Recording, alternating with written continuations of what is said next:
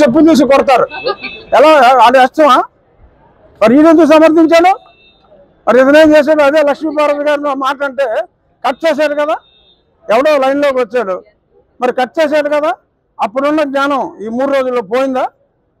సాక్షికి సంబంధం లేదంటే, సాక్షిలో మాట్లాడి సాక్షికి సంబంధం లేదంటే ఆ కొమ్మినేని ఖండించుంటే అతను ఇమ్మీడియట్గా నువ్వు వెళ్ళిపోవని చెప్పి ఇక్కడ అనుంటే సాక్షికి సంబంధం లేదని నమ్ముండేవాళ్ళు. అనాల్సింది అనేసి వెళ్ళిపోయినప్పటికీ కూడా ఎంతో కొంత బెనిఫిట్ ఆఫ్ డౌట్ సాక్షి మీద ఉండేది.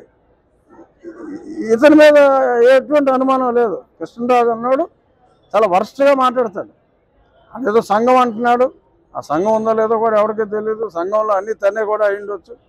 అంతెందుకు, ఈవెన్ ఒక జర్నలిస్ట్ గారు కూడా నిన్న పేరు నాకు గుర్తులేదు, నేను జర్నలిస్ట్ అని చెప్పుకుంటానికి సిగ్గుపడుతున్నాను, ఇటువంటి వెధవలు పనికిమాలిన వెధవలు ఉన్నారు. అరే ఎలా మాట్లాడతారండి? ఆడు ఓ తల్లికి పుట్టినోడే కదా. పైగా ఆడు మాట్లాడింది 150 ఎన్జిఓలు ఉన్నాయన్నారు. రాష్ట్రం మొత్తం మీద 109 ఉన్నాయి. ఈ ప్రాంతంలో ఉన్నది కృష్ణా గుంటూరు కలిపి ఉన్నది 10 లోపు. అది కూడా ఆ రకరకాల కారణాల వలన రావచ్చు ఎయిడ్స్ అనేది. దాన్ని ఇక్కడేదో 150 ఉన్నాయని చెప్పి నోటుకు వచ్చినట్టు మాట్లాడటం,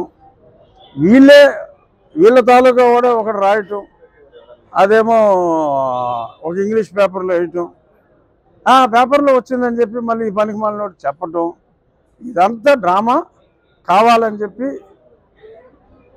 బురద జల్లే ఈ ప్రయత్నం, ఆ రాజధానిని హేళన చేసే ప్రయత్నం.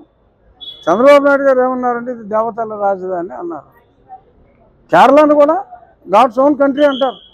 మనం ఒక స్థానాన్ని మనం గౌరవించుకుంటాం.